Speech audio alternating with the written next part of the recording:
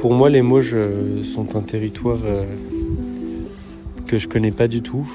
Et, il me semble que c'est la première fois que j'y mets les pieds. En tout cas, si ça a déjà été le cas, ça m'a pas marqué. Et pour moi, les Mauges, c'est un territoire qui n'est pas forcément attractif. Et nous avons surtout l'impression que le territoire est vidé de sa population. Donc on se demande où les gens sont, étant donné qu'il est midi et que nous ne voyons pas grand monde. Moi, mon impression, c'est que les communes, elles servent surtout de communes de passage ou de communes dortoirs.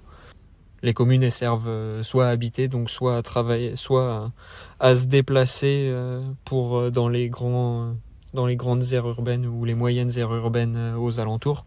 Je trouve ça un peu étrange, même si on retrouve un peu ça, je pense, dans beaucoup de villes rurales, mais qu'elles soient traversées par des grosses routes. Parce qu'en soi, c'est des villes qui sont mignonnes, mais qui sont un peu rendues un peu froides, en fait, par le fait qu'il y a une grosse route qui traverse et que c'est comme si ça séparait un peu les habitants. C'est aussi quand même un territoire quand même de la voiture, notamment dans les déplacements. Donc voilà, que la voiture est vraiment un outil de déplacement indispensable. Et effectivement, aussi des zones d'activité avec des entreprises, des industries qui entourent ces villes sur l'axe routier dont tu as parlé, cette départementale qui relie la vie de ces différentes villes ensemble.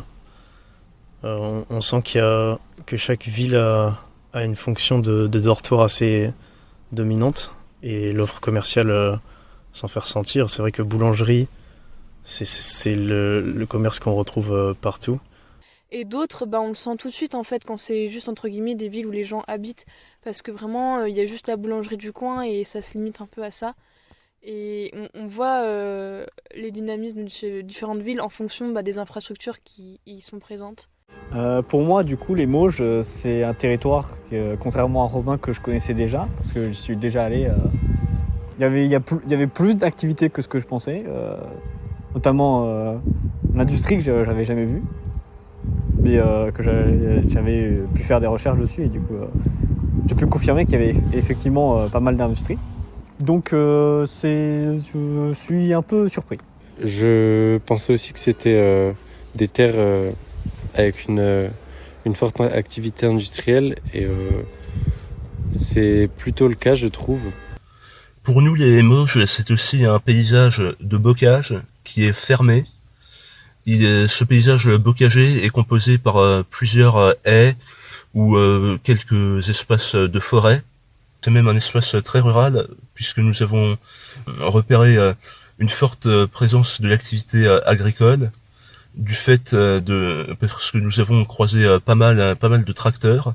Au-delà du bocage qui est préservé, on voit que l'environnement, la nature prend une place importante. Pour moi aussi, ce sont des espaces très calmes.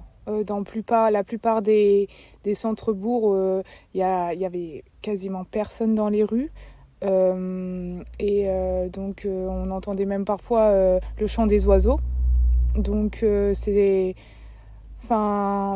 animaux sont présents involontairement.